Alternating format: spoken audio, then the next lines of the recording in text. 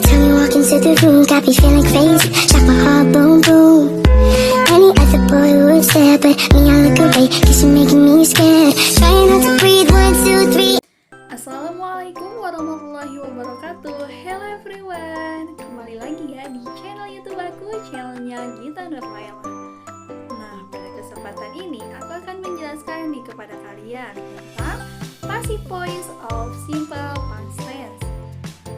Mendengar simple past tense aja kita tidak akan asing nih dengan rumus bahasa Inggris ya. Makanya yuk jangan dilewati nih untuk tidak mendengarkan penjelasan aku hari ini. Ayo nih simak videonya yuk. Let's check it out. Mempelajari apa itu passive voice of simple past tense. Nah, definisi dari simple past tense itu sendiri adalah sebuah kalimat nih yang menceritakan kejadian di masa lampau dan selesai atau berakhir di masa lampau juga. Dan juga untuk simple past tense merupakan salah satu bentuk kata kerja yang sering digunakan dalam bahasa Inggris selain dari present tense dan present continuous.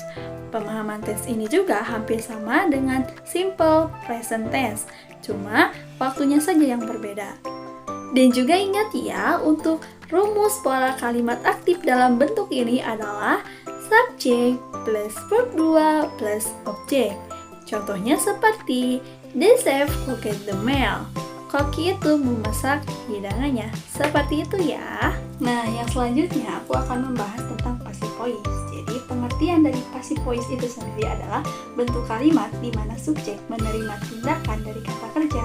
Dalam bahasa Inggris, kalimat pasif lebih menekankan pada tindakan atau objek yang dikenai tindakan daripada pelaku tindakan. Jadi passive voice artinya kalimat pasif, dengan kata lain passive voice adalah kebalikan dari kalimat aktif. Seperti itu ya untuk pengertian dari passive voice-nya. Yang selanjutnya kita mulai untuk rumus kalimat dari passive voice of simple past tense. Simak baik-baik ya penjelasannya dan jangan lupa untuk ditulis. Untuk pola rumus yang pertama ada di kalimat positif. Jadi kita mulai dari kalimat positif dulu ya. Untuk rumus kalimat positifnya yaitu adalah subject plus or word plus verb 3 plus by plus object. Contoh kalimatnya adalah the meal was cooked by the chef. Hidangan itu telah dimasak oleh koki. Nah, yang selanjutnya ada di pola rumus kalimat negatif. Jadi kalau untuk pola rumus kalimat negatif, tinggal tambahin not di tengah atau penambahan not setelah was or were. Nah, untuk pola rumus kalimatnya yaitu subject plus was or were plus not plus verb 3 plus by plus object. Untuk contoh kalimatnya yaitu the meal was not cooked by the chef. Hidangan itu tidak dimasak oleh koki. Yang terakhir ada di kalimat interrogatif. Jadi kalimat interrogatif itu adalah sebuah kata tanya ya. Contohnya untuk pola kalimatnya yaitu dibalik ya.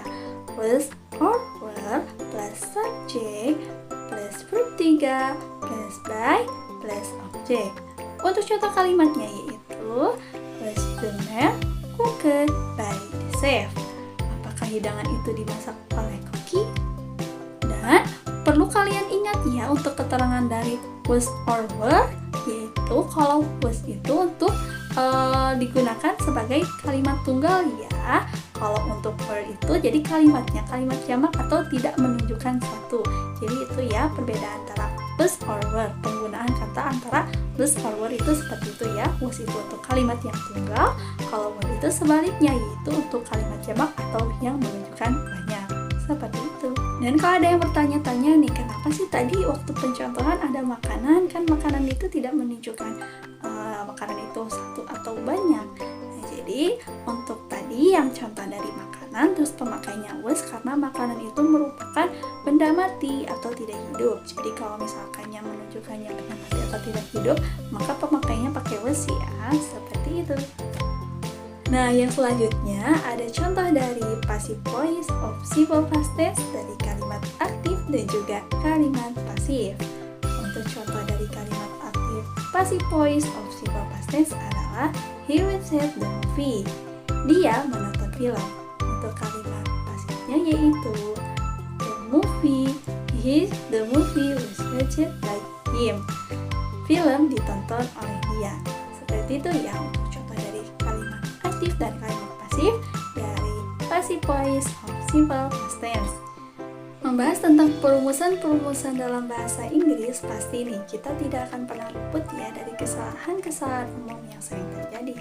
Contohnya seperti keliru untuk penempatan to be antara was or were, atau penggunaan kata kerja antara pemakainya verb 1, verb 2, atau verb 3, atau semisalnya nih memakai kata by dalam hal yang tidak perlu.